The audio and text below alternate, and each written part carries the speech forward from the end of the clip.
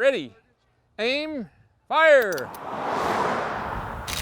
My secret is I just come out here a lot. Half of the fun of this job is helping people feel happy and bringing joy to their lives. I am retiring. Are his last class. Today's the last day.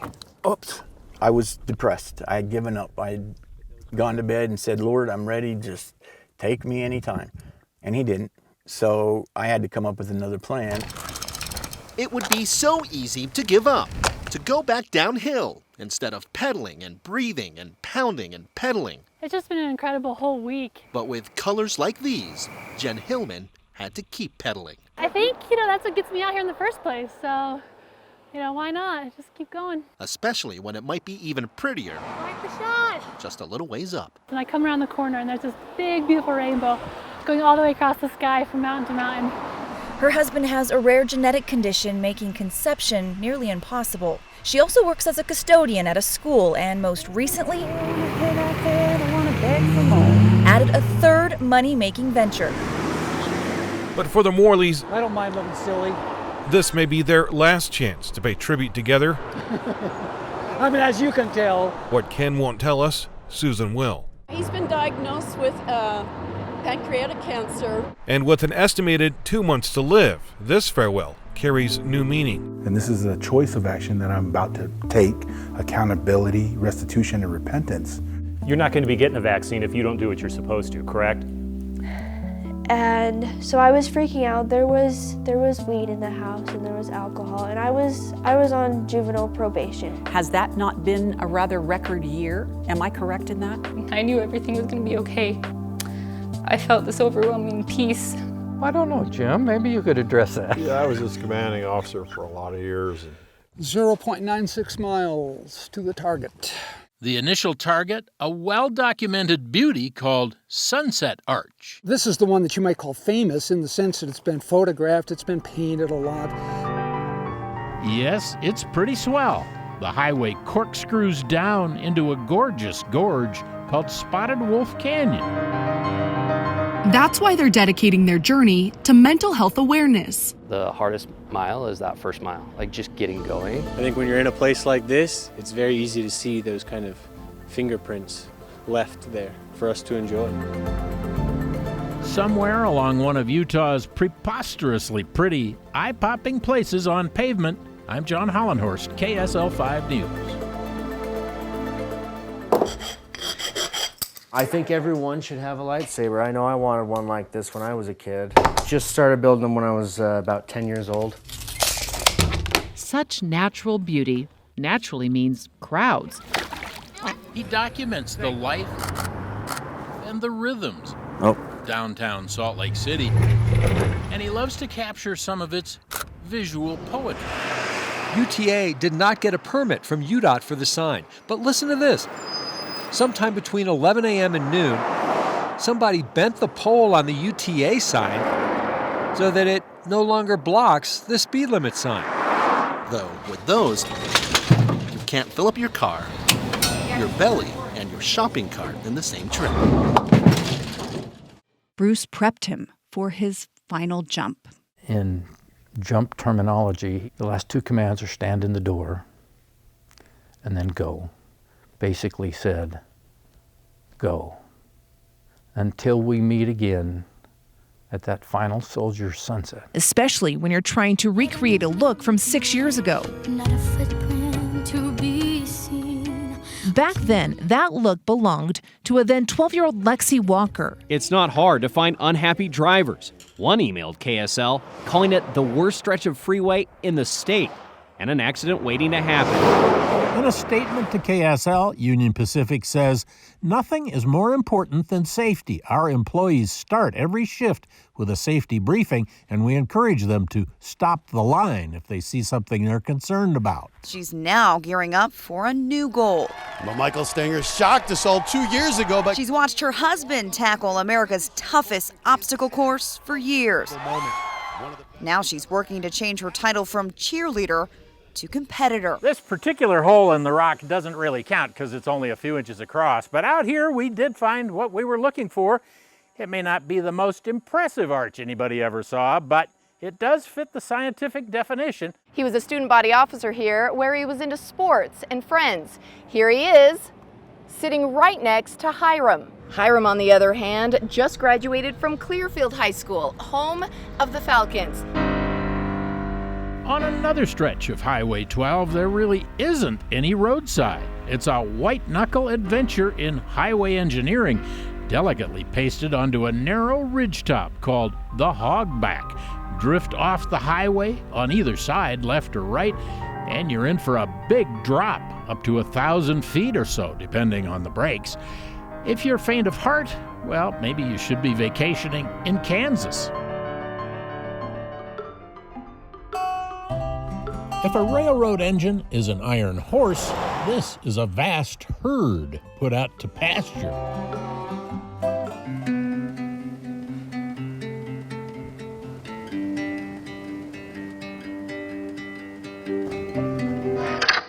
When it comes to routine, we're birds of a feather. All animals, human beings, everyone, does really well when conditions are predictable.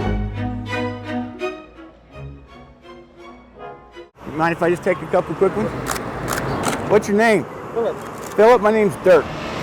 Dirk Johnson, a man who spends a lot of his time on wheels with a camera. Can I take a picture of you? I love your chair. He documents the life and the rhythms downtown Salt Lake City, and he loves to capture some of its visual poetry. It forces you to start looking around, and I found that this was a beautiful city. Lots of fun things to take pictures of. But mostly when he's on the streets.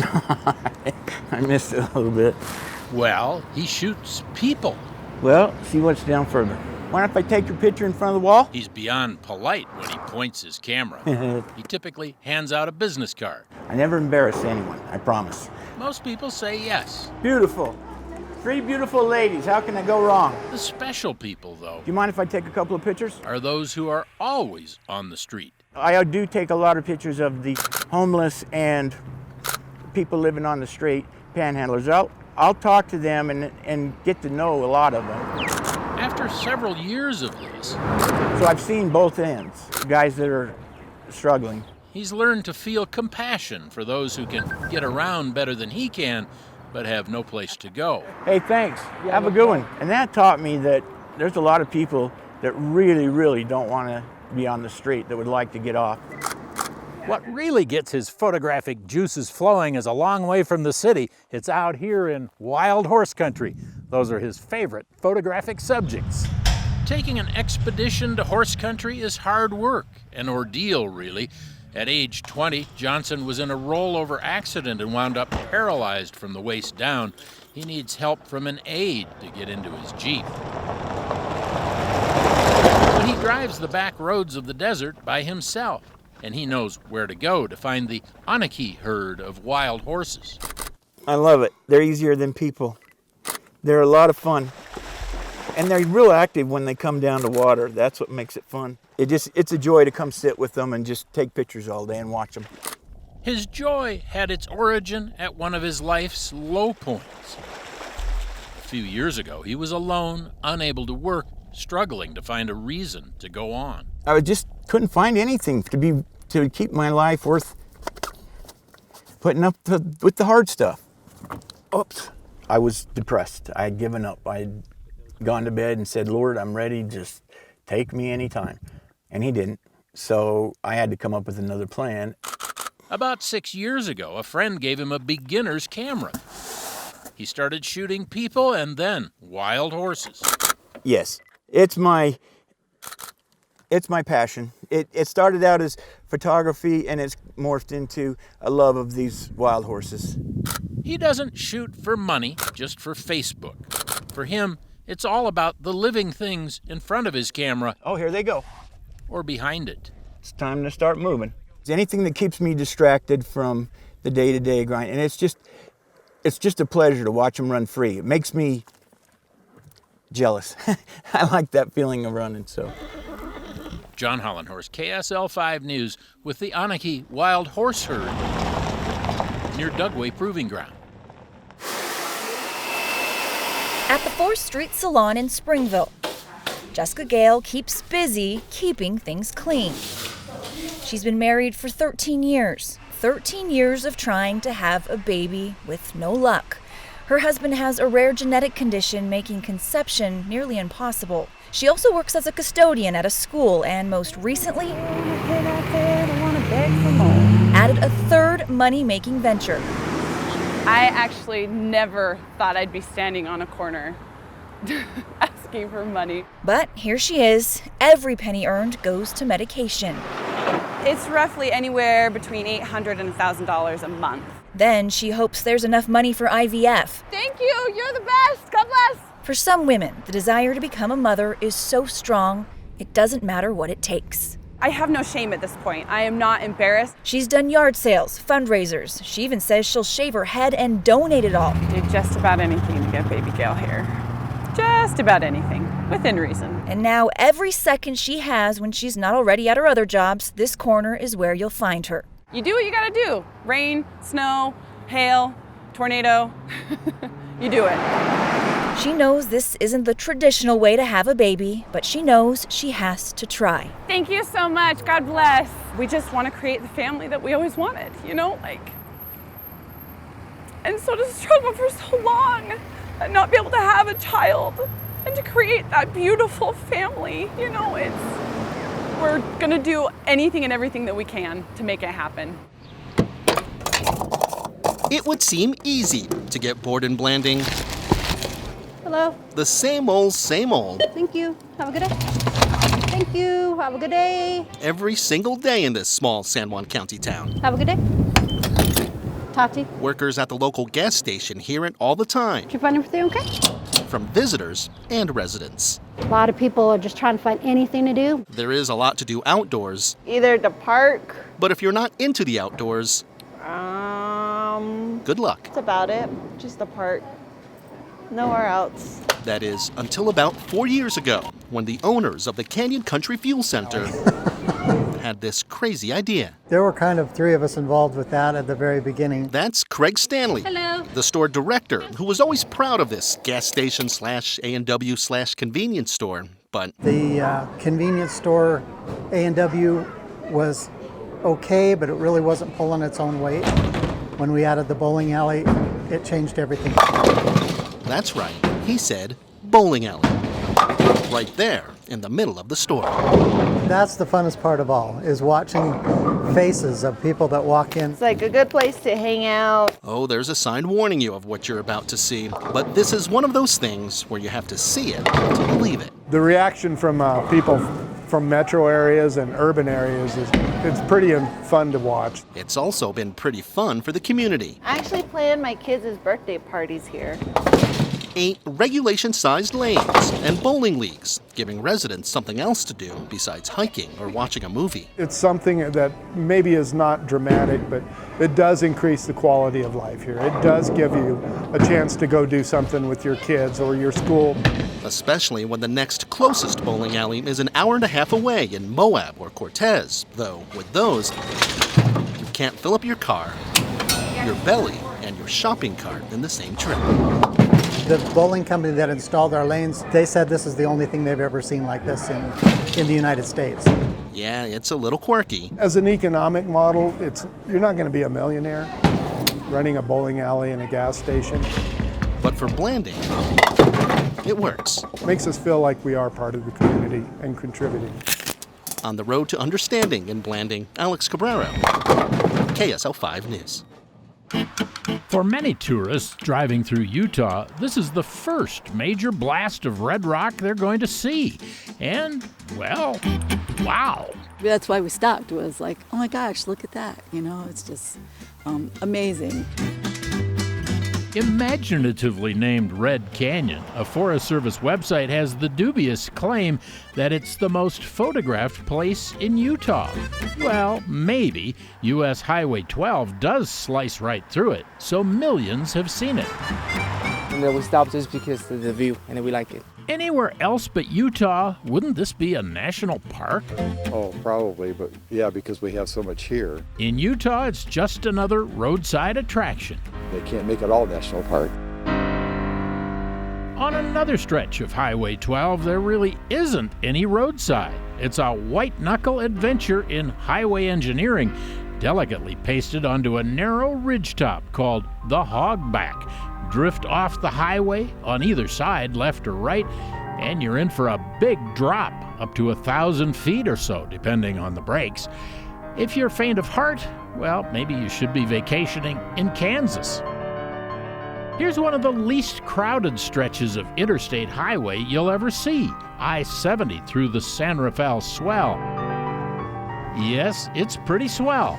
The highway corkscrews down into a gorgeous gorge called Spotted Wolf Canyon.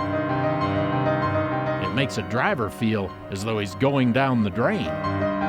And then there's this lonely stretch of highway in San Juan County. It may be familiar to more people on the planet than any other place in Utah. Because there's no other place like this. Surely you remember this place. In one of the most popular movies ever made, tens of millions have watched Forrest Gump stop after his 3 years of running. Think I'll go home now. Which is why everybody has to run or stand or make goofy in the middle of the highway. The road to Monument Valley draws people from all over the world because it reminds them of a favorite movie, but for some it brings back other kinds of memories. Home. Actually, it's really just home, really. And it's such a special place, and to a lot of us, we're very fortunate that we're from here. Not far away is one of the most amazing views you can get outside of a national park. Drive off the pavement into a parking lot, take a few steps, and there you have it. Unbelievable, really. The Goosenecks, where the San Juan River has carved a splendid, sprawling scene of majestic geology across a landscape that would never fit on your widescreen TV. Spectacular. And finally, if you haven't found enough thrills, take a relaxed drive across a very flat section of desert on paved State Highway 261. Suddenly, you're at the edge of a 1,000-foot cliff. It's awesome. It's always awesome. The pavement just stops, and there are only two survivable ways down. You can jump off with a parachute or make your way down the unpaved Moki Dugway. It's a bird's nest of tight curves and steep drop-offs, pretty much guaranteed to terrify the average driver from, say, Iowa. Some say it's the scariest road in Utah. Maybe to some people, but us local, I don't think so. So that's our brief survey of the wow factor. If you've driven here much, you probably have your own top 10 list. After all, a drive through Utah is the kind of thing that can stir a driver's soul. Really, I feel like this is part of creation, so I believe there's a creator. I think when you're in a place like this, it's very easy to see those kind of fingerprints left there for us to enjoy. Somewhere along one of Utah's preposterously pretty, eye-popping places on pavement, I'm John Hollenhorst, KSL 5 News.